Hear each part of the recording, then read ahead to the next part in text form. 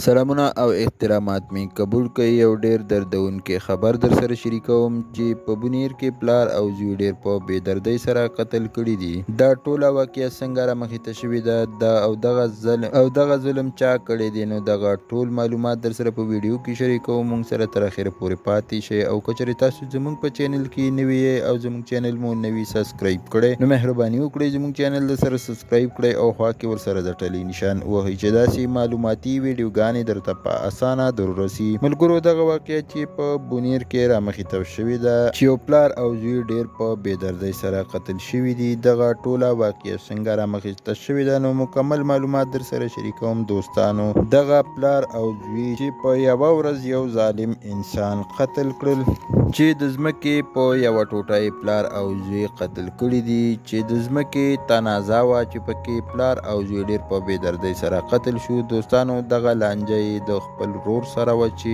دغه ورور یې غوښتل چې دا ځمکه ترې هم قبضه کړم، خو هغه دا نه منل، نو ځکه یې په خپل ورور او وراره ډیر په بې دردۍ قتل کو. دوستانو، ډیر ظلم یې ورسره کړی دی چې په خپله ځمکه یې دواړه قتل کړي دي. ملګرو، ورور یې هم تښتېدلی دی او ټول جایداد او کور ترې پاتې شوی دی چې په کوم جایداد یې خپل ورور او وراره قتل کړی و. دوستانو، دا یو ډیر ظلم شوی دی چې د یو معمولي ځمکې دپاره دومره غټ ظلم وشو چې پکې یو خاندان ختم شو. نو حکومت له پکار دی چې ملزم زر تر زره ونیول شي او پانسي کړی شي. دوستانو، دا یو افسوسناک خبر چې در سره مو شریک کو. که ویډیو مو خوښه شوې وي، لایک شیر کړئ، چینل در سره ضرور سبسکرایب کړئ. مننه کوم چې ویډیو مو سره تر اخره پورې وکتله او د بلې ویډیو په لیدلو الله پامان.